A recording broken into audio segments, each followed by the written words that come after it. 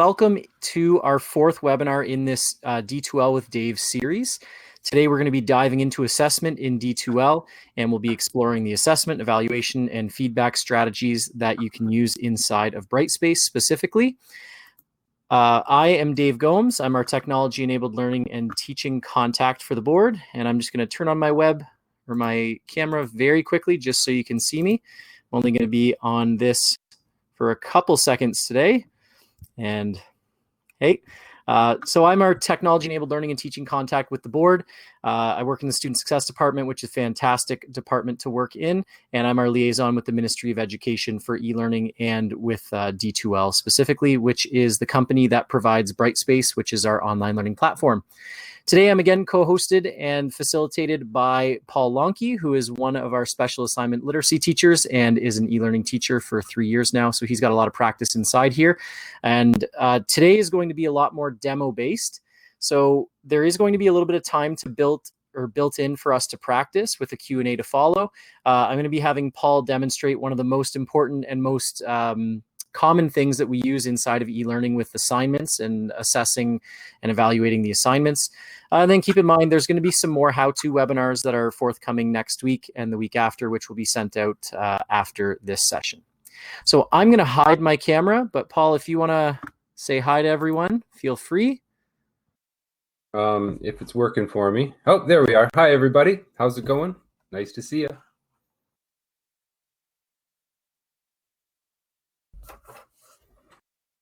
Okay, and so again, I'm going to hide myself and let's get into this next one. So first thing I want to share is an apology to everyone because our last two sessions have cut out on us because we've reached the time cap, and I apologize for that. But what I want to do is actually share with you why that's happened because I had to do a little bit of learning on this myself. So I'm just going to share my screen and point out to you why that was happening. Okay, so when I was inside of the virtual classroom creating these virtual classroom meetings, what I had done essentially was when I looked at the timing of it, so when I go in to edit the session, I only had these as a max duration of 60 minutes because I was thinking, oh, well, they're 45-minute sessions and I'm not going to go over a lot. But it would record for 60 minutes, and then it also gives us some additional time as well. But unfortunately, I went over that time as well. So I've upped these to 90 minutes just so that if we do go over with the Q&A at the end, we'll still be able to have that in the recording, and it won't just say session has ended. So again, that is my mistake. I apologize for any confusion that was happening with those, and hopefully we won't run into that issue today. Okay, so I'm going to unshare my screen again, get back into the presentation, and we'll get into a couple questions right at the beginning today. We're not going to do a poll today, but what we are going to do is I'm going to enable this thing called multi-user mode. And when multi-user mode is enabled, I'm going to be able to see wherever your cursor is on the screen. So the question I want to ask you when I turn on the multi-user mode is going to be, how many D2L with Dave webinars have you either attended live or watched the recording of? So if this is your first one today, put your cursor in number 1 and then all the way up to 4 if you've done all of them. So I'm going to toggle that on now. And if you've been in all of them, move over to the right. We've got some people who are first timers. Welcome. Welcome. Second timers, welcome. Third timers, awesome. And that's a lot of fourth timers. That's great. I'm really encouraged by that. So thank you. I'm glad, and I hope that these have been useful for you. One other thing I want to suggest for you to do, just because I like doing this, on the right-hand side of your screen, if you're on a computer, you probably see an arrow tool. If you click on that arrow tool, you can actually select a pencil, and then you can start writing on here. So mess up my slide however you want. I'll give you about 10 seconds to do that. We'll see how fun that can be. A little bit of graffiti exercise. Change the color if you want to.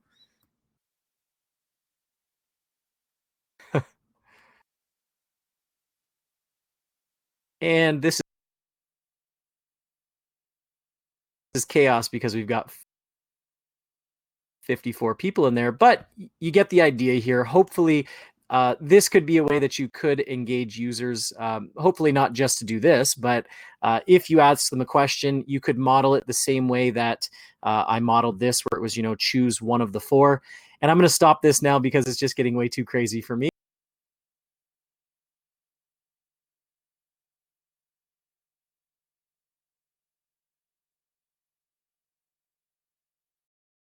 So I'm going to turn off. Turning into art, Dave. They're making art. That's right. So I'm going to turn off that multi-user mode.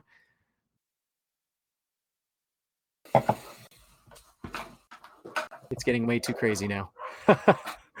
And I love what we've come up with. So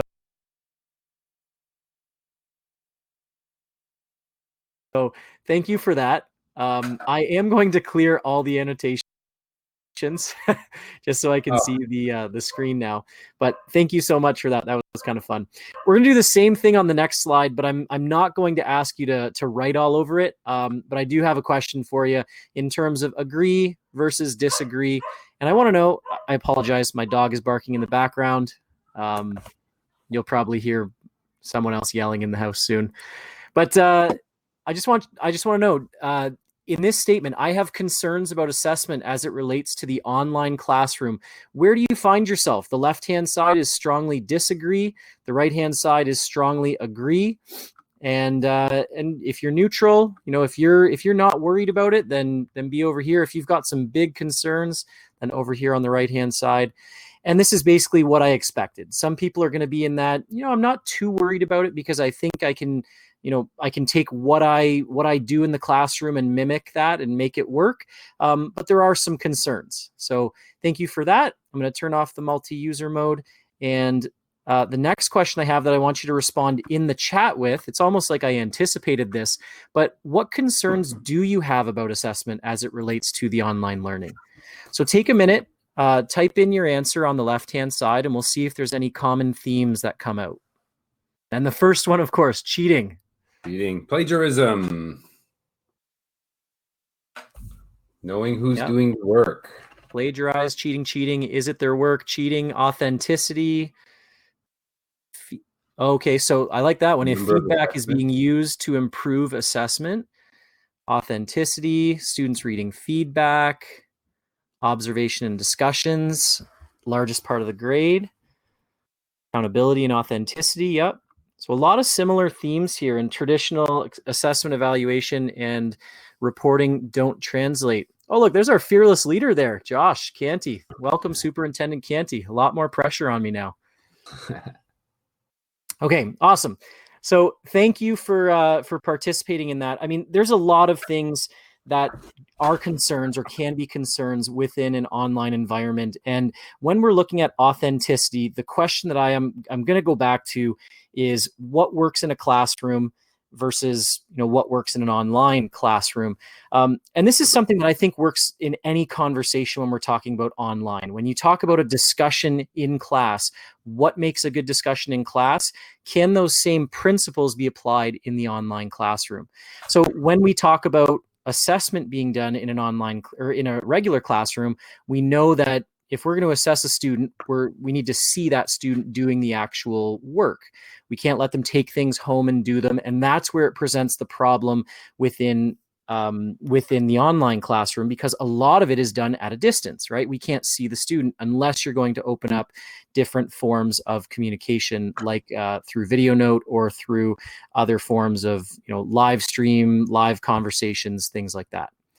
So we're gonna talk now about assessing in Brightspace, and two things that I just want to point out at the beginning. We want to make sure that our assessments are, first of all, authentic assessments that are in line with growing success.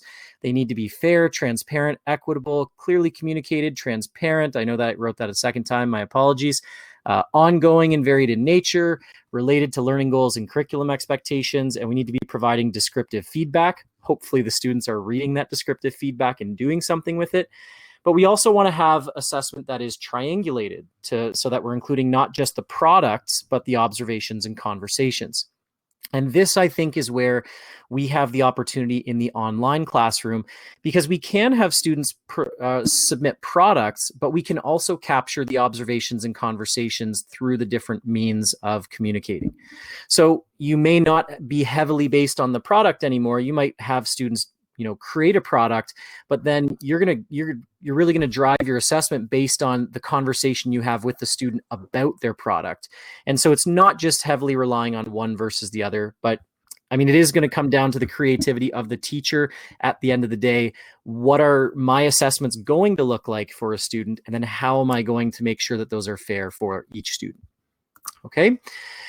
So we've covered actually a lot of tools that could be used in Brightspace for assessment purposes, whether it's a formative assessment or assessment for learning, similar to what we just did with those the multi-user mode, where I wanted to see where everyone was at. You could do things like a 4 corners activity, a ticket in the door like that. We can do live session polls inside Brightspace. We haven't talked about this, but there is the ability to do surveys. We can give feedback through instant messaging and email and chat, through our discussion posts when we as the teacher are responding to a student in discussion. We can also do that through announcements by giving the whole class some feedback about something. Okay. The ones that we're going to cover today, though, are the ones that are in orange over here. So we're going to be looking at assignments, which is typically the format that teachers are going to use to gather what students are submitting as their work or the products, but then providing feedback on those assignments.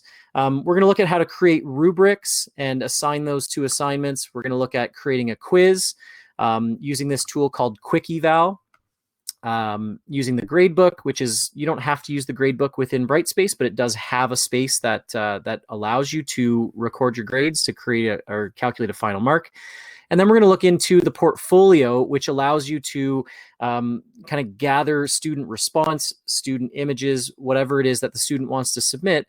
And then you can comment back and forth, and it's a private, self-contained thing. Okay, so that's where we're heading today. We're going to try and just kind of touch the surface on all of those. And to answer your question, Carmen, right now, yes, students can see the gradebook, but they can only see their grades inside there. But also you would have to allow them to see it. So you can grade it just for yourself, or you can provide the link for students to see the grades. And that's one of the things that we'll cover. Okay. So the first thing we're going to look at is creating a new assignment, and assignments can actually be found as a link in the nav bar. When you do that, or when you create one, it's similar to discussions where you would create a category that those assignments would go in. So you can call them, Unit 1, Unit 2, Unit 3, or biology, chemistry, poetry, whatever it is you want to put in there. You make a unit or a category, and then those assignments funnel in underneath those categories. These assignments can be individual. And what I mean by individual, you can have the whole class submitting individual assignments, or you could have a select group of students, but they're all submitting individual assignments. You can also have group submissions. So if I make these 5 students into one group, they all submit one file as their assignment. And the whole purpose of these, they're supposed to be assessed or evaluated. So it comes built in with the tools of, I can add a rubric, I can link it to the gradebook, and one great feature about this is that when you're assessing or marking someone, you can make it so that students' names are anonymous when you're marking, taking away any form of bias you have towards a student, if that ever creeps in. But that's a phenomenal tool inside there. So you can mark it when you're seeing the work, you don't know who it is. And then you can, once you've graded everything, you can turn that off and you can see everyone's marks. Okay. Now there are 4 styles of these assignments, which are shown over here. So there's a file submission type, and the file submission type is kind of what it sounds like, where students would submit a file. A text submission is where they would just be typing paragraph text and submitting that to you. On paper submission, this would more be used for blended learning, where if you were using Brightspace as your assignment and a student handed something into you, then you could say, yep, I received that on paper, but I'm still going to have that in my assignment so I can put in the proper feedback and everything else in the grades. And then there's one that's observed in person. So if I know that I'm going to have an observed in person option, then I can set it up that way. To answer your question, Paula, can you provide more than one submission option for an assignment? No. So when you're setting up the assignment type, you set it up with that in mind. So you would either say, yep, you are going to submit a submission, or you're going to do a text submission or observed in person. So you've got to plan these out. But what you can always do is create a new assignment, or you could ask a student to, if it's a file submission and they're just writing text, then they can type it up into a Word document, save it as a PDF, and upload it, or upload it as a Word document. Okay. So one last thing that I find very useful here is that for any assignment, you can always attach the curriculum expectations for that course that you have. And I know that the question has come up before for things like special education or STEPS or MAPS, where you don't necessarily use curriculum expectations, but you're creating your own learning goals, and you can do that as well. So you create your own learning goals and attach those as curriculum expectations. Okay. So I'm going to demo how to create an assignment now, and then we're going to handle some questions with Paul if there are any questions after seeing this demo. So I'm just going to share my screen quickly.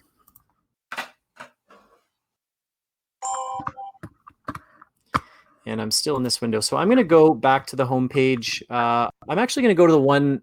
I have two courses, a D2L with Dave webinar series and a D2L with Dave teacher course. And I think you are all in the teacher course. I'm going to head here. Oh, look, someone changed the image. Thanks. And I'm going to click on the assignments icon in the nav bar. Now, what you're going to notice is there's a lot of assignments already created. A couple of them have been created already. We're going to look at this one here, the question about best gourds.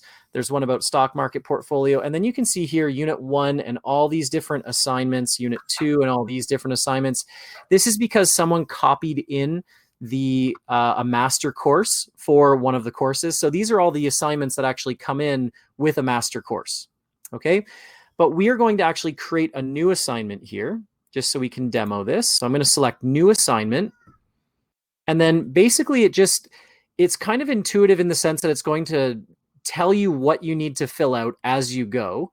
But really, the only thing you need to fill out is your name. So I'm going to, and that's the name of the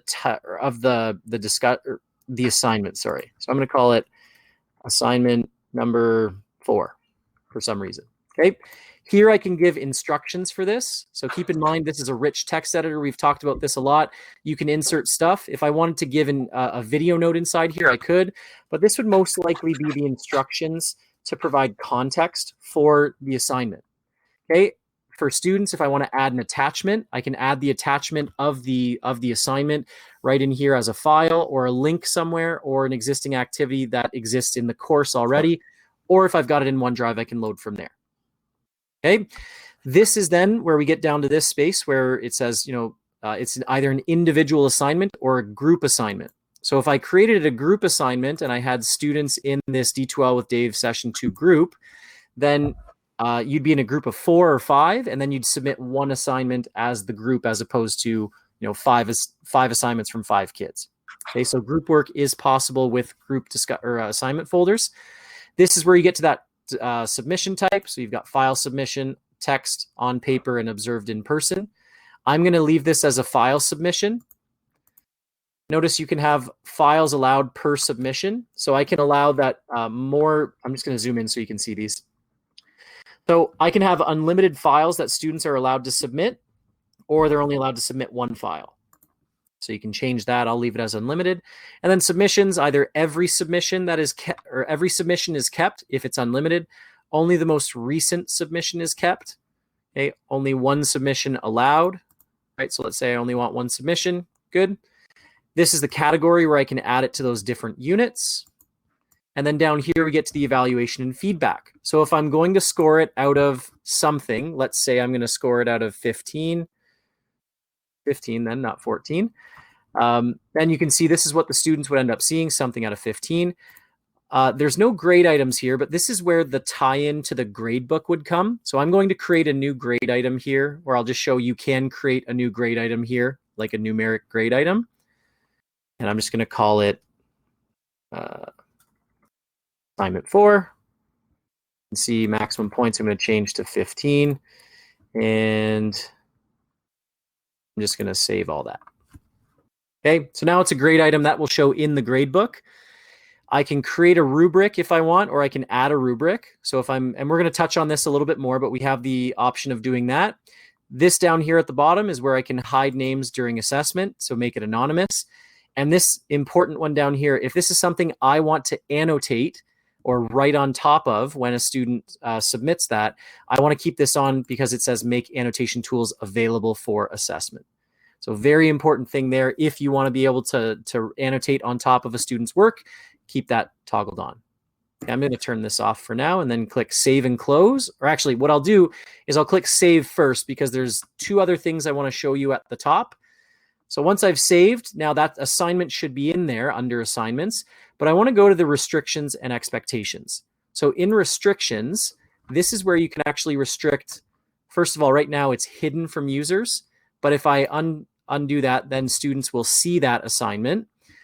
I can select a due date for it as well. So let's say I want that to be due next week at 4 p.m. That's got a due date, but students will still be able to submit it after the due date. This availability thing here has a start date and an end date. You got to be very careful with this. If you're using a start date and end date, students will never be able to see this assignment before the start date, and they will never be able to see it after the start date. So what I would usually suggest is having a start date and a due date, but no end date, unless it's something that you definitely don't want students to see after a specific time. Okay, so that means they won't be able to see their own submission or feedback or anything like that. Okay, now we're going to touch on release conditions, not today, but in another session. So I'm not going to focus on those right now, but those are basically if you wanted the student to be able to only reach the assignment once they've looked at content or completed this or completed that, you can create and attach release conditions based on that. And then the last thing is this special access. So you can actually add students to see this assignment outside of a specified time window. So for example, if you created the end date and then someone really needed to access it after that, you could provide users with special access to that. Okay, I'm going to click save. And then the next part I'm going to move over to is the expectations. So when I select expectations, I can go add expectations. And if we have copied in expectations from a course, which I've already done, I've done grade 9 science, then what you can do is you can just scroll down and say, all right, yep, that hits a 1.7 and 1.9, go down to the bottom and then align expectations. So now those expectations are attached to this activity. So when I go to assess this or evaluate it, you'll end up seeing that those expectations are in there. Okay, so now I forget which unit I actually put that assignment in, so that doesn't help me. Okay, so I put that in this unit here. Notice assignment 4, and it had this little icon here just shows that it is a grade item, that it is linked to the assignment. Okay, and then you also see on this side that there is a due date for that assignment of June 12th, 2020. Okay, so I know that's a lot in terms of creating an assignment, but what I would suggest is if you like, you're going to have a chance to play around with creating a new assignment. And again, you can do anything in this course that's appropriate. So don't worry about messing with my course. I'm just going to head back to our slides because I think we're at questions with Paul. So I think there's been some questions coming up. So what questions do you want me to answer now? Okay, just two recent ones, and they're both about the expectations. First one, can students see the expectations as well? Yep, they can. So actually what I will do is I'm going to go in and view this as a student right now. So let me just share my screen again. I should probably just keep my screen shared. Okay, so when I'm in here, I'm going to view this as a student just so that we can see exactly what they would see when they come in. And if I go to the assignments, I should be able to see that giant list. And if I scroll down, I think it was under unit. There's a lot of assignments in here.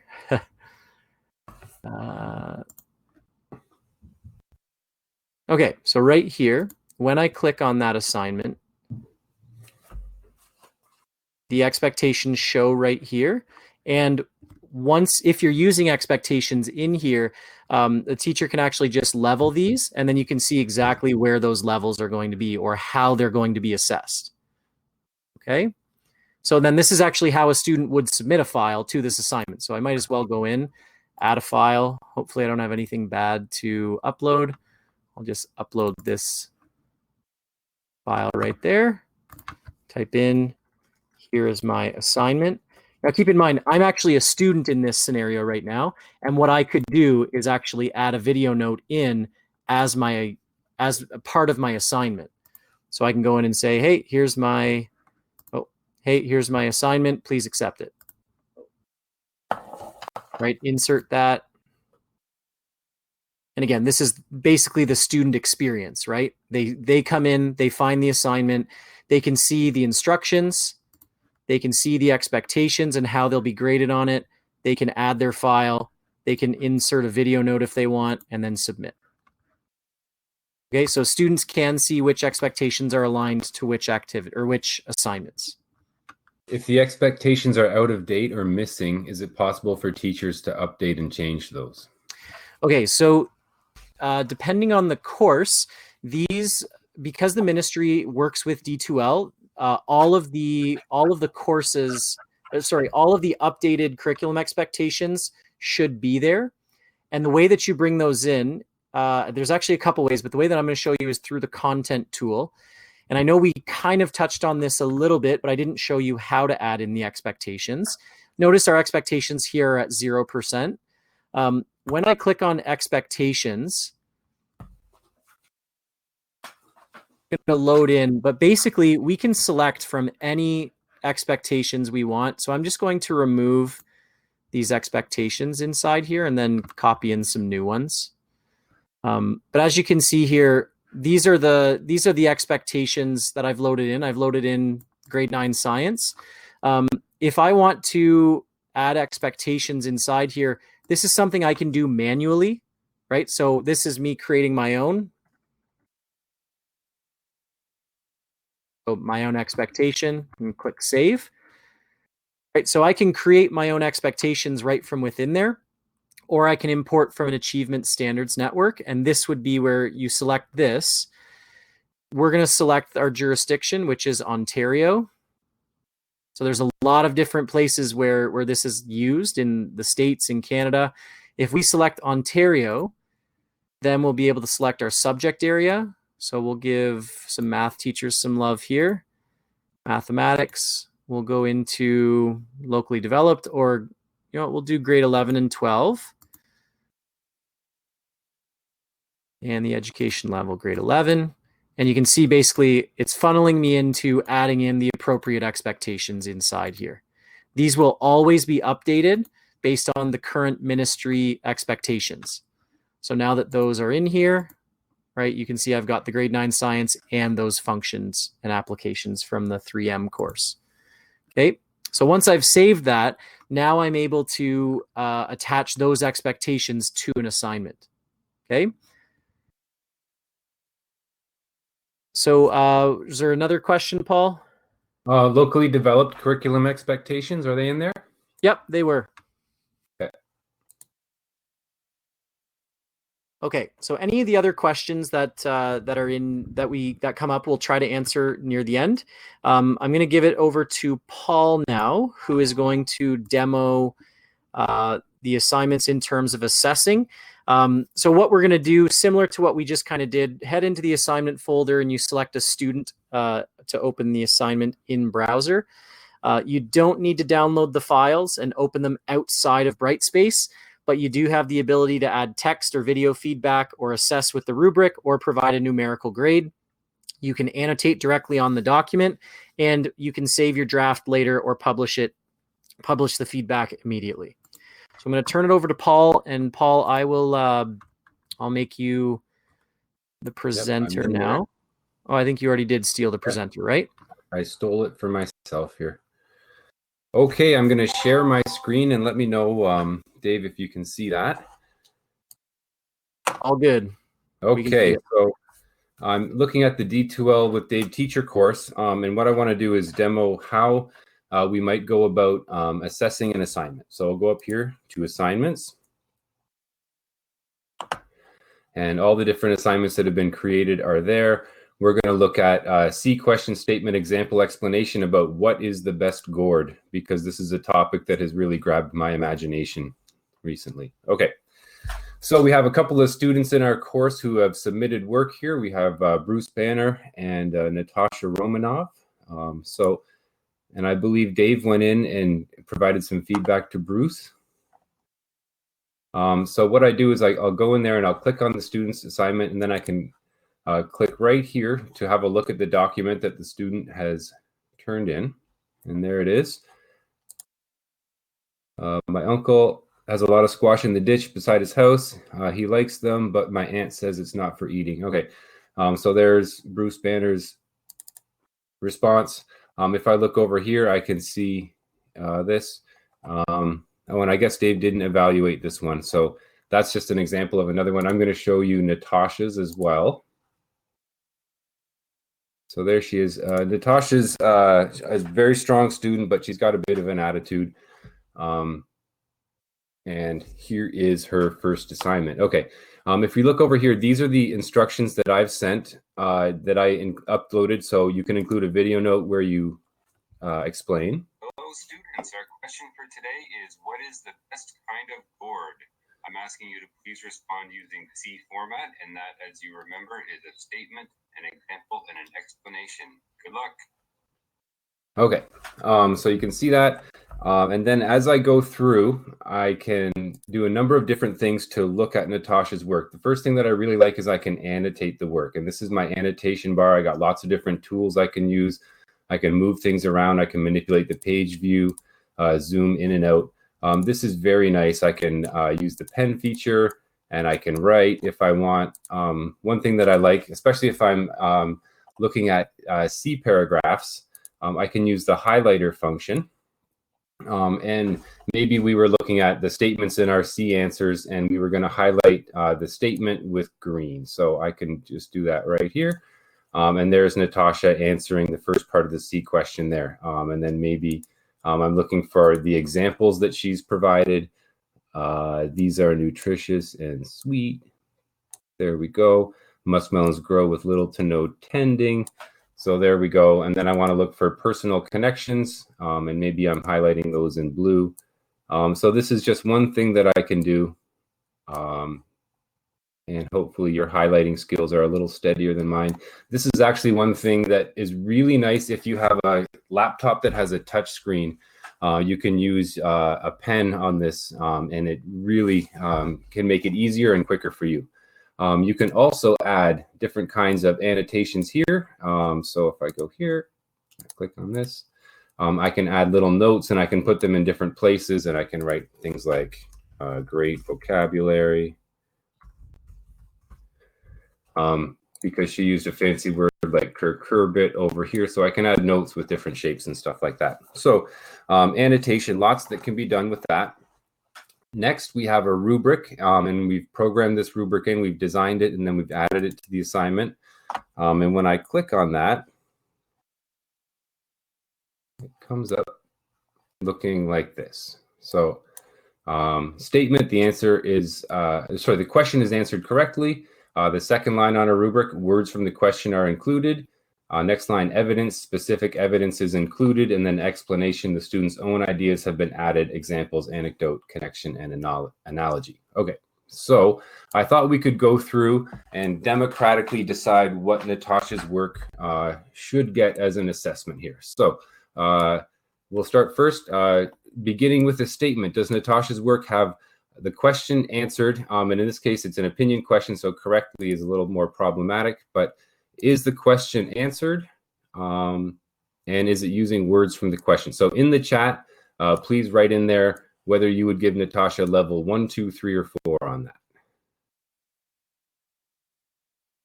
And then Dave, if you would be able to take a look there and let me know what the consensus is. Yep, everyone's putting in 4. Okay. And how about on the next line? I'm just going to pull up this rubric here. Okay. Specific evidence is included. What do people say? All I see is 4s. Okay. Students' own ideas have been added. Examples, anecdotes, connections, and analogies. We've got a 3.999 that we're going to round up to a 4. You're going to round up to 4. Okay, there we go. So I would do that. And then I can look at an overall score, and I'm going to say that that's a level 4 overall. And then I close that, and my rubric has been added. So level 4. What do we think? What do you say, Dave? 9 out of 10? 10 out of 10? What would you give Natasha here? I'm a math teacher. I can't make that call. Okay. That's a 9.5 then. Someone says 9.5. We'll go with that. All right, deal. Okay, so now I've given feedback through a rubric. I've given feedback through annotating the document. Another thing I can do is I can add a text comment, and this is in the same rich text field that Dave has talked about here. So maybe I'll write your answer is complete. What can you do to make your evidence more convincing? So I'm just trying to come up with something the student did well, some kind of challenge that I can give to that student. And then maybe I want to also add a video comment. So it depends on what your purposes are for the assignment. If it's a big assignment that has a lot to discuss, maybe you want to use a video comment. So I'll go to my insert stuff, add video note. And then here I am. Okay, so I'll start a new recording and I'll talk to Natasha. When I'm doing this, often it's nice to have a couple of rough notes that you can work from, so that way it's a little more smooth when you speak. So here we go. Hello, Natasha. I'm just looking at your C question assignment. Well done. Good work. I see that you understand something about gourds and you're using C format effectively. Well done. You have good evidence, and I am challenging you to seek out now the very best evidence. So carry on and go easy on your brother, please. Then I can preview it, and then I go next, and I write feedback. This is nice where this text comment that I did before where I said your answer is complete, what you can do, if I hit copy and paste on that, I could just Control V and pop in a text base of my comment. This is just something that would be visible to a student who was impaired and wasn't able to see the video or hear the video. Then they would get the text copy of it. So then I add that. And while it's being transformed, I don't have to wait. I can just click insert. And my video note, you can see it. There's my text comment. My video will appear after that. And then I'm good. So I click publish. And then I'm finished with that assignment.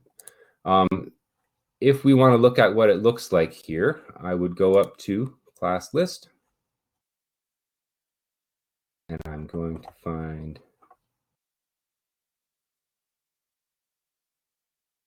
How did I find Natasha again, Dave? Go to students. Oh, under students, correct. Sorry, yeah. And there she is. And I'm going to go here and I can impersonate her, which means I can see what she sees when she's looking at the site. And she can go here, look at her assignments, and then she can see that she has, for the C question, she has feedback that's been unread. She can click on it here. And then she's got the text comment that I left, the video comment that I left, the rubric is here. And then where is my annotation? It's down here. Then she can click on here and view all my annotations there. So lots that you can do as far as giving students feedback. I might not do all of those different kinds of feedback on the same assignment, but we have lots of options there. Okay. All right, awesome. Thank you, Paul, for demoing that. I'm just going to steal presenter privileges again. And again, I know I've said this the last 2 sessions, it's 1:15 already. So that's our 45-minute window. We still have a few things to cover. So if you want to bail on us, that's totally fine. There will be a recording shared out later today in the EDSB all staff group and potentially emailed out. But we're going to keep pressing on. So if you want to stay and continue to ask questions and learn a little bit more about the other features, then feel free to stay, and we'll try to get you out of here relatively quickly. Okay. So we're going to just head on and look at, I think we're going to skip over this now just because of time's sake. But one thing I would encourage you to do is go in and create or assess an assignment. So you can use this course to go in and do that. And go create an assignment, create a folder. If you want, impersonate one of those students inside and submit something, and then provide your own feedback in there. So you can add text, video notes, or a rubric, things all like that. Okay, so now that we've touched on rubrics a little bit, I just want to show you what you can do with them or where to go to create them. And then again, you can explore the rubric creation. So rubrics inside Brightspace, you can create them right from within the assignment folder. As you saw when I was creating the assignment earlier, there was the option for add rubric or create rubric in new window.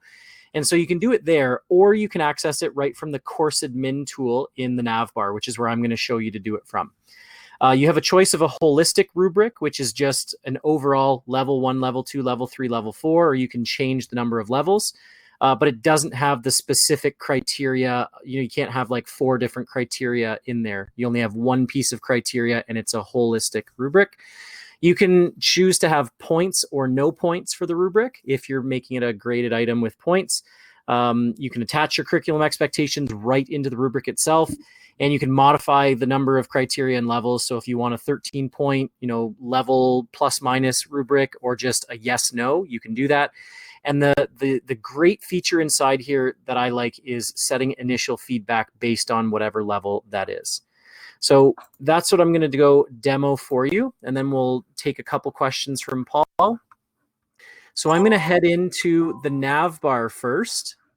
And in the nav bar, you could do this again from assignments and then add a rubric, but you can also go in here to course admin. And this isn't a place where I've shown you before, but course admin basically has all the different tools that you could ever use inside your course. And this only is a link that teachers will see. Students don't see this at all. So where we would go is under the assessment tab, and you can see a bunch of these other assessment tools, and we're going to select rubrics. So under rubrics, we can create a new rubric, or you can see this rubric right here. That's the C rubric that Paul created. We can create a new rubric, and then basically, I'm not going to go super into detail here. I'm going to zoom out so you can see kind of everything. But you've got a title up here, so you can change the title of your rubric. And then you've got the different levels across here, the criteria down the side. And whatever you want to put inside there. Actually, give me 1 second. My browser is being a little bit slow. Here we go. Okay, so you can see that if I want to type something into any of these boxes, I just click on each box, and that allows me to change what I want to put in for that, the descriptor or whatever you want to put in. And I'm not sure why my browser is being slow. Of course, there's going to be technical difficulties when I try it. All right, so we can change the title if we want. We can change the criteria. Below these criteria, notice there's the option of putting in expectations. So if you click on the expectations here, that's where you can toggle on an expectation and align it with that specific piece of criteria. And when you do that, notice these levels, these colors come up. So green is or blue is level 4. So anything in the blue square is going to be a level 4 comment, level 3, 2, 1. This one has a points rubric that I can change what the points are. I'm going to turn off the points so it's a no score. So that's points or no points. This is that analytic rubric where it has, criteria. If I want to add more criteria, I click on that at the bottom and it adds me a 4th criteria. If I want another level inside here, so let's say I want a level R, I can click on this plus here it adds in another column for me. So you could keep doing that and adding in to make your 13 points. But you can also leave it at whatever you want here. The type of rubric, analytic or holistic, again, if I select holistic, then it's only going to be the one piece of criteria, right? So I'm just going to get level 4, level 3, level 2, level 1. And then what I would want to do when I'm done this, it's going to save this automatically, but I can attach that to my to my assignment when I actually go to create that. Okay, so that's just a quick demo on rubrics. Again, play around with it if you'd like. Okay, Paul, are there any, you got a couple questions at all? Sure. Do the ministry master courses, do they come preloaded with rubrics? Yes, they do. So actually, some of them do. Some of them have the rubrics attached. The newer ones have the rubrics attached. Some of them may not have the rubrics attached, but if you go into the course admin and select rubrics, you may see those rubrics in there. So some of them do, some of them don't. There's no good way of knowing that unless you look in. Okay. Can you do percentage range in the rubrics? Percentage ranges, that is a good question. I would need, well, I mean, you could, if you title when you're creating your rubric, if you title instead of level 4, you could put level 4, 80% to 100%. You could do it that way. And then when you're going to give that final grade, it depends on how you're doing it. If you're linking it to the grade book, then when you put in your final grade, you can put in a specific numerical value for it, or you can just use that at your own professional judgment when you go to create that. But yeah, you could do that. There is also a way of doing that. If you select in the grade book, there's which I'll show a little bit later. There's an option for a select box as opposed to a numerical grade. And that's where you can set up a 13-point grade scale, and it will give, say, like a 93.5 for a specific value, or 52.5 for a level 1 minus. You know what I mean? Hopefully that answers that. Good. Yep. Karen wants to know about the initial feedback section. What's that? Oh, yeah. Okay. So the initial feedback inside there is, if you type in initial feedback, let me share the screen again. And I'm going to go into, you know what, Paul, I'm going to go into yours. Sure. I'm going to copy your rubric that we already just used, and then I'll go in and edit it. So what I can do here is, notice underneath, like there were no descriptors inside here for level 4, 3, 2, 1, or RI, but underneath here is initial feedback. So if you wanted to give something that when you are grading or when you're assessing this student, if they got the level 4, you can type into this box right here the initial feedback that will automatically show up for a student if you click level 4. So if I say, fantastic work of answering the question, right? Then when that student gets the level 4 on that initial feedback automatically goes into their comment. So if you do this well, then you could actually already have a comment specific to that student based on all of the different criteria. Okay. So let's truck on a little bit. So quizzes is going to be something that I'm just going to tell you that they are available. But again, this some people have an issue with this depending on basically the idea of cheating and plagiarism, right? So should you use quizzes for an evaluation purpose, or should it just be for like assessment for learning or assessment as learning? That's totally up to you. But the idea here is that we do have quizzes available. There's a link in the nav bar to them where you can add a bunch of types of questions, and then you do have different options for them. So you can select a start and an end date similar to assignments, and a due date. You can select that it has specific availability for certain groups or certain students, which would be that special access. These quizzes can be set to auto mark. You can change the number of attempts between 1 and infinite. So if you wanted a student to be able to keep going in and trying that over and over again, that's totally optional, or that's totally available. They can be timed, yes. And then the students can view the submissions of their marks. So if they got 17 out of 20, they could actually, if you want them to, they could go in and see which 17 they got right, which 3 they got wrong, and so on. Okay, so so when you create a new quiz, you can create new questions, and you can actually group those questions into sections. So you either have 1 page of 30 questions, or you can have 3 pages of 10 questions. You can pull questions from a question pool. So for example, if you have 20 questions in your question pool, you can have it so that students will be getting 5 of those 20 questions. Because they auto mark, or because you can select them to have auto marking, you do have the ability to overwrite the points that are assigned. So if you had some questions, you're like, you know what, I think that student should get this mark, then you can do that. And then there's a bunch of different question types. So you've got true, false, multiple choice, multi-select. So select all that apply. Your written answers, fill in the blanks, matching, ordering, arithmetic. So that would be for math and some science, and then significant figures. So if you're using it for math. Okay, so there's a bunch of different options. Karen, I'm not 100% sure if you can only do that, like redo it if they get less than that. You could set it though so that you have you could set it so that there's some form of a release condition or an intelligent agent that would email them saying you must redo this if you didn't get higher than this. Tiffany, I'm going to have to look into that if I can add it for select students or if I can just do that with special access, but there is a way of providing more time to certain students. Okay. So I'm going to go demo very quickly just the quizzes and where you can go to do those. And then we'll take a couple of the questions that Paul has in the chat.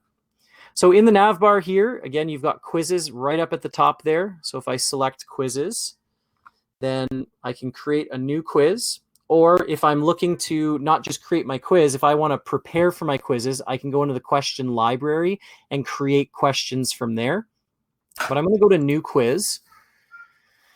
And again, it's usually very kind of intuitive. You start going along down here. This is just the properties. And then there's other things like restrictions and assessment and how students will see their submissions. I'm going to call this quiz 1. I'm not going to give it a category.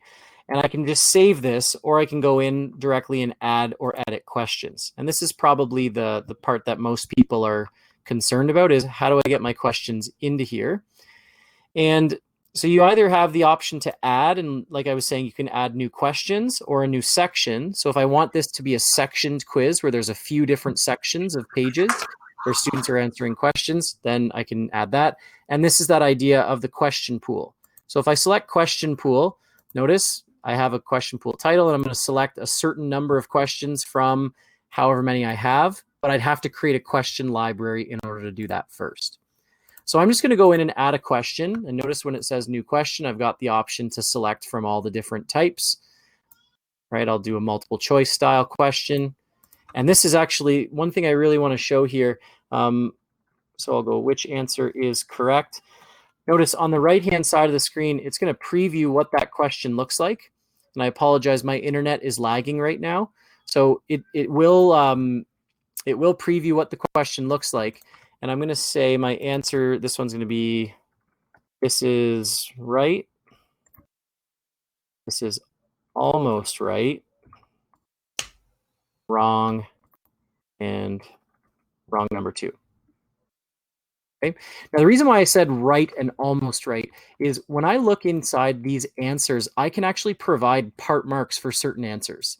So if there's something that is, like these things are wrong, you're going to get 0% on that question if you chose those. But you can actually select 100% and they get full marks if they answer this one. You could also give them, half marks or 50% if they get this one. So maybe it's choose the most correct answer. Okay. So Then here you can randomize answers for each student if you want, so that every time they won't see this is right, this is almost right, wrong, wrong number 2, but it'll change the option or change the order. And then you can change the total number of points that this question is out of. So if I want that to be out of 2, then great. If they answer this one, they get 2. If they answer this one, they get 1. Okay. And then I can select save, or I can drop down and go save and new. If I go save and new, it's going to allow me to create a new multiple choice question. If I just go save and copy, it'll copy the question. If I just go save, it saves the question and brings me back to now quiz 1, where I can either add questions or sections, or I can import from somewhere else. Okay, and that's a little bit more tricky, but for sake of time, we're not going to go into that part. Paul, questions? Sure. When you're making the quiz, and if can you have feedback programmed in automatically so that if the student gets the answer wrong, the correct answer or a tutorial or something pops up? Yes, you can.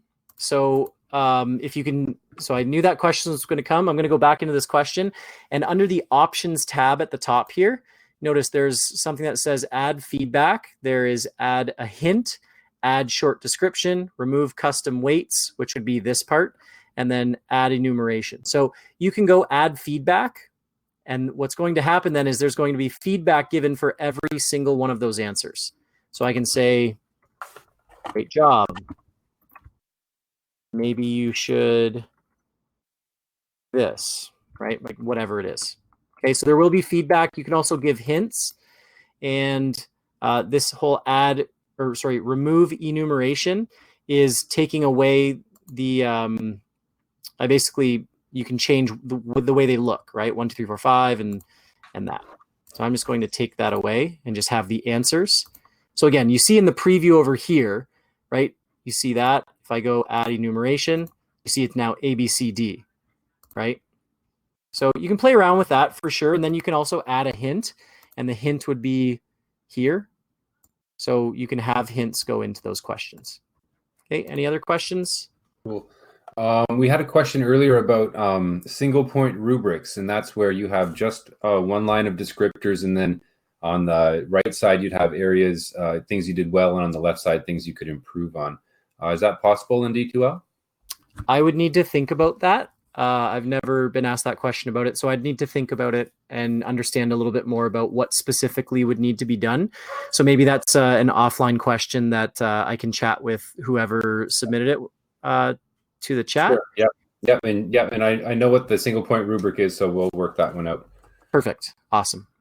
Okay, when students turn things in, they're time stamped. Is it to the second, or is it just a minute or an hour? It's to the second. To the second, okay. Okay. The question and area answer in quizzes, are they rich text or plain text? So the questions for written. Right. Okay, so they should be in rich text. So if I go new question and let's say it's a short answer, I think so here I can actually create the question inside rich text. I don't think short answer. Let me go to written response, because written response is the important one. There we go. So you have the option of enabling the HTML editor for student responses. So what I would suggest in certain things, you could even say, you know, here's the question. Please respond using video note. Right? That's one way of making sure that it's authentic, because then they can, if you enable that HTML editor, that when a student goes in to submit their answer, this is what they see. They have that option of going in and saying insert stuff, video note, and they can record their own video inside there. Okay, so absolutely. And then you can change the number of points again, save it as 5, and then I've got that. Okay. That is cool. That is so cool. Okay. A couple questions about what kind of feedback the students get as they're filling out the quiz. If they fill in, they click on an answer, when do they find out when they're right or wrong? Is it at the end of the quiz? Yes. Yeah. So any feedback would be given at the end of the quiz once the quiz has been submitted. Okay. But otherwise, if they get everyone would be getting 100%. Right. Yeah. But if there's a wrong answer and you have a hint, then that would show up right after that question. The hint would show up for everyone. So if you wanted to, you could click on the hint and then it would show the hint. Oh, I see. Okay. Yeah. Okay. So I think we'll keep chugging along, and if there's any other questions, I'll either answer them at the very end or kind of get back to them through email later. Sounds Okay. good. Very quickly, one tool that I really want to demo is called Quick Eval. And it's actually on the Brightspace homepage, the main nav bar in the far right-hand side. It's called Quick Eval. It looks like this. And basically what it does is it opens up all of the different assessments that you have that are kind of outstanding. So it's going to look different for everyone depending on what has been submitted and what hasn't been submitted. But if we go to, sorry, I'm on the wrong screen here. If we go back to not the course home, but the main Brightspace home, then this tool over here, Quick Eval, when I click on it, it is going to show me all of the different submissions in any of the courses that I'm teaching that I have yet to assess. Now, I'm a phenomenal teacher, so I'm all caught up. I'm just kidding. It's because I don't have any students, right? So I don't have anything that shows in here, but notice what would show up if I were a teacher and I click that is the first name and the last name of the student, which activity it comes from. Is it a discussion? Is it an assignment, right? Which course it's from and when it was submitted. So that's a quick way when you log into Brightspace to just go up here, boom, quick eval. What do I have to mark right away before I get into doing the other things I need to do? And the nice thing to do there, Dave, is to click on those titles. If I want to mark everything from a certain course, for example, or if I want to mark all of a certain activity, I can click there and it will sort them based on that. Yeah, absolutely. Yeah, good. Okay, couple more things to get to. Now, I'm not going to go too deep into the gradebook, but what you can do, there is, if you go to the course admin in any of the courses, you can select the grades tool and you can set up custom weightings. Notice in here, we've been using level weightings in some of our classes. So these are all leveled assignments. Blue means it's a level 4, green means level 3, yellow level 2. So you can color code them based on what was submitted. You can add the grades icon to your nav bar, and then there's an option for displaying numerical grades as opposed to level grades, however you'd want that to work. But that'll have to be something that that's either covered a little bit more in depth later on. I've already demoed the quick eval. Really, I will demo something quickly just about grades, but unfortunately, I can't demo any of the courses that have live student data in them. So I don't want to risk anything like that. I hope you understand why. But I am going to go into that D2L with Dave course just so you can see one little thing. So I'll add the link to grades in my nav bar. You know what? No, I'm not going to add it into the nav bar right now because you can access it from course admin, but you could add that in up here. So if I select course admin and then scroll down under the assessment one, here's the option for grades right here. And if I select grades, we should be able to see right here, we see our 2 students that are in the course, Bruce Banner and Natasha Romanoff. And right now they have nothing in here because the only graded item that I set to be included in the grades was the assignment we created inside here. Now, when Paul assessed his C rubric with the Gord assignment, we didn't actually attach that into the grades. So what we could do, though, is when we go into, so this is where you would enter grades, but if you go into manage grades, this is where we could create that attachment. So notice here, this is just going, like, this is just, the only thing I have in here is assignment 4. I can create a new category, which would almost be like your, unit 1, unit 2, unit 3, or your learning goals, LG1, LG2, LG3, however you want to do that. I'm just going to create a new grade item.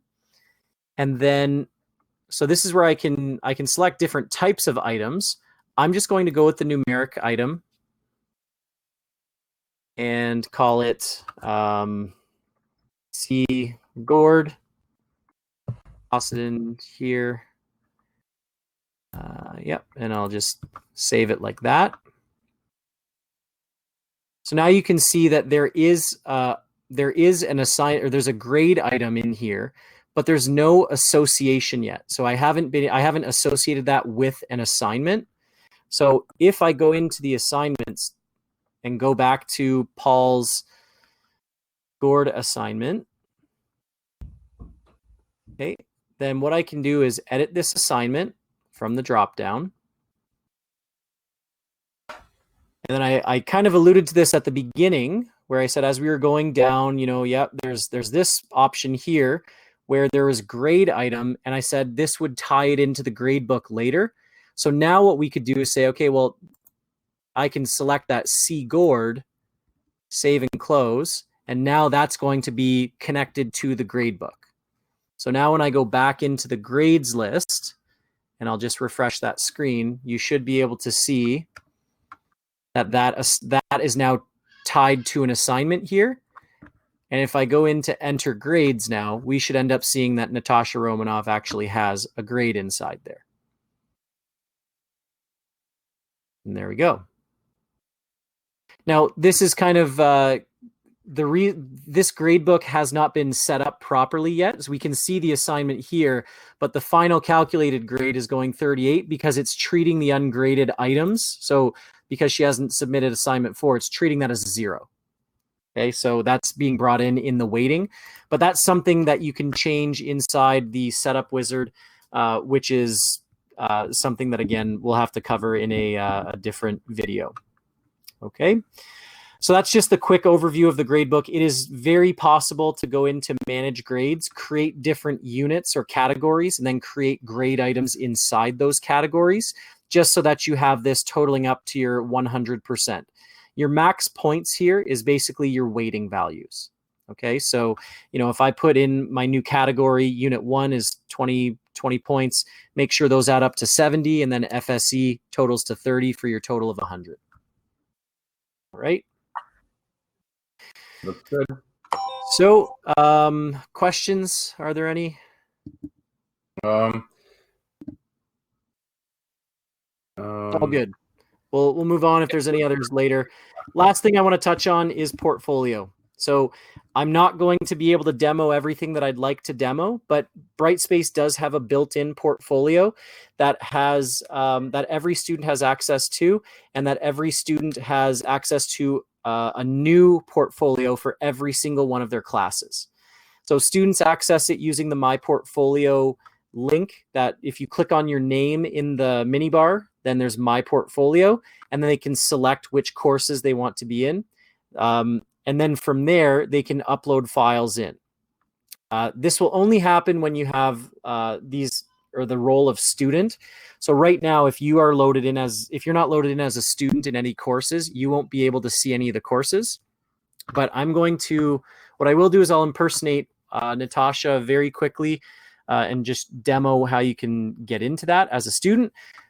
Teachers use this link in the nav bar, the portfolio, in order to manage that portfolio. Okay, so when you do that, you can do it right from within the web browser where you can add a file. If you're using the D2L or the Brightspace portfolio app, you can take a picture or an image or a video and upload that and then have reflections on that. Teachers can approve the evidence that's collected by students, and then teachers and students can comment back and forth using portfolio. There's actually a lot of documentation from the province in D2L on portfolio because it's a great tool that they've been kind of encouraging the use of. But I can share that out a little bit later on, or later on in the seminar or the webinar series, we can cover it a little bit more in detail. But basically, students can access it using a QR code in the app, which is what I'm going to try and, actually, I'm not going to be able to try and demo that one. I'll have to just demo the web version one. Okay. So if I'm going to go impersonate Natasha. So I'm going to go to the class list and students. And I'll do actually Bruce Banner this time. So I'm going to impersonate Bruce. And then when I select Bruce's name here, so notice that feather the portfolio feather doesn't show up for Bruce here. That's because that's only a teacher way of accessing it. When I select Bruce's name up here, then there's the option for My Portfolio. Okay, and then in My Portfolio, Bruce is going to see all of the different courses once they load up. Bruce is going to see all of the different courses of his that are active, that have the portfolio enabled. Now, Bruce actually may not have active courses. Oh, I didn't think about that one. And you know what? It's because I'm impersonating him. I can't impersonate and view someone else's portfolio. So that's probably a good thing. But so I can't demo that. I'd have to take a little bit more time and make a video on it separately. I apologize for that. But as a teacher, if I click on portfolio, I'm going to see all of the different classes, or at least, sorry, I'll see this class of students that would have portfolio items inside here. And for some reason, again, my web browser isn't working. So maybe we'll have to demo portfolio another time. I'm sorry for that, but we'll have a whole portfolio session. Sorry? We'll have a whole portfolio session. Well, don't quote that. Okay. So the very last thing I want to talk about is this idea of the expectations progress page. There is, if you go to the class list, and oh, now it loaded. Portfolio just loaded for me. I'll just demo it quick, and then I'll jump back into expectations. So portfolio, when I clicked on portfolio, what I see is the students in each class, and I can see how many pieces of evidence that they've collected and how many unapproved evidence there is for me to approve. So if Bruce or Natasha did load in something, I could go in, click on the unapproved evidence, and then view it. Okay, so there's no evidence yet, and oh well. All right. So the last thing I just will show it instead of going to the slides, but you can go to the class list, and if there's a student and you've already you've graded something, you can always select this drop down and go view progress. And when you select view progress, it's going to give you a snapshot of all of the different things in the course that Bruce has actually done, or your real student has actually done.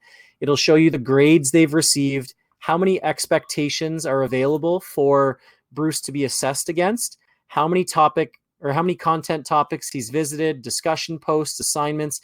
Basically, you can get anything about anyone, how often they've accessed the course, their login history, and so on. But what we're going to click on is expectations, because that's where we can access this page called the expectations progress page. And what will happen is it might take a while because we've loaded in like 3 different course values of assessments. But here, okay, so I've only attached these 3 expectations to assignments, and notice none of them have been assessed yet. So you don't see anything here. What I'd like to do though is open up I want to share a screen of an actual student. I'm going to scroll down a little bit so that we can't see who it is. Oh, where are we here? Okay. And essentially what you end up seeing here is this student here in this overall expectation A4, you can see how they've done on all of these different assignments. So you've got a stellar level 4 student. These are all color coded so that level 4 is blue, level 3 is green. You can see that here. And if I want to see all of these different expectations, I can click on the expectation, see which specific activity they were when they were assessed, and I can get a trend of how that student's doing on that specific expectation. Okay, so I know that's a lot of stuff there, but that's basically the expectations progress page. We're on to final questions, so I want to keep this brief. I know there's probably a ton of questions that we could have gone further in depth on, but again, I think we're going pretty far over. So, Paul, are there any questions you think we should end with? Yeah, there are a couple here, and people can always email us if they have questions. Yep. Just a quick one from Lori. Can you find out how long it took a student to write a quiz? Yep. I think all of that data should be in there when you go view when you can go in afterwards and view the submissions. Sounds good. So yes. Fred would like to know, in the grade book, can you set all the assignments to no mark rather than 0 as a default? Yes, you can. That's in the setup wizard. It's just I didn't use the setup wizard in order to create that grade book, so that's why it looked that way. Okay. But yes, that's what we would normally do. Sounds good. Paula has a question about how to export marks. That's a little bit more of an in-depth question that I won't be able to answer right now, but you can. Let me put it that way. And maybe I'll put together a supporting video that I can share out later on exactly how to do that. Sure. And then the last question here, Shannon has a question, and it's about how you organize the grade book, whether you have marking buckets or categories. She's talking about using learning skills and then having weighted assignments within the learning skills. So I could have learning skill 1 is worth 10% of the mark, and then within that category, I've got assignments that weighted at 3, for example, and quizzes weighted at 1. Is that possible to do? Yep, absolutely. And that's the way that that's done is when you're inside that gradebook page, your categories are like those learning skills. So you could go LS1 is 10, LS2 is this. And then when you're inside there, when you create a grade item, you have the ability to have that grade item inside a category. Okay, so yes, the hierarchy of doing that is absolutely possible and encouraged, because you wouldn't want to just have 30 things there and all have to worry about the weightings. So yes, absolutely, that's possible. Yep. Okay. Okay. So if there's any other questions, I'll skim through the chat later, and I'll basically make a big Q&A thing that'll be saved out or saved on the board's site that everyone can reference later. So here's what your homework is, folks. Right now, what I'd like you to do, if you can, is go to, you can do this whenever you'd like, but I'll type the link inside the chat pod. It's basically just a feedback form, so that if you would like to share some feedback with us, we'd be more than welcome to have it. We were hoping to do this for each of the other ones, but we got our session ended prematurely, so apologize for that. And then I want to challenge you to go into Brightspace and practice with some of these tools. So go into that D2L with Dave course, or if you have a course of your own, whether it's the Sandbox or an inactive course that you have, and explore the assessment tools. Go in and create an assignment or a quiz. If you have some difficulties, that's fine. That's part of the learning process. So when you practice that and try it out, let me know if there's anything I can help you with, and I would be more than happy to set up either a one-on-one meeting with you, or if there's a bunch of people that have the same question, I can offer a different session. But yeah, go in, create some assignments, create some quizzes, play around with the grade items, and see if you can attach them to assignments or to the grade book. Add curriculum expectations into your assignments, quizzes, whatever you think you want to do in terms of playing around with assessments. By all means, go in, do it. We would encourage that. And yeah, we just want to thank you for being here in this webinar with us today. There's going to be some more sessions that are following next week as well. So if you're looking forward to those, pay attention to your emails coming out. And yeah, if you have any questions, please feel free to reach out to myself, david.gomes@publicboard.ca, or paul.lonke@publicboard.ca, and we would be more than happy to support you in whatever we can. Okay? Thanks, everybody. Have a great weekend. All right. Yes. Thank you too, Paul. I appreciate it. And now we are going to end that session, and you will not be able to get back in on purpose.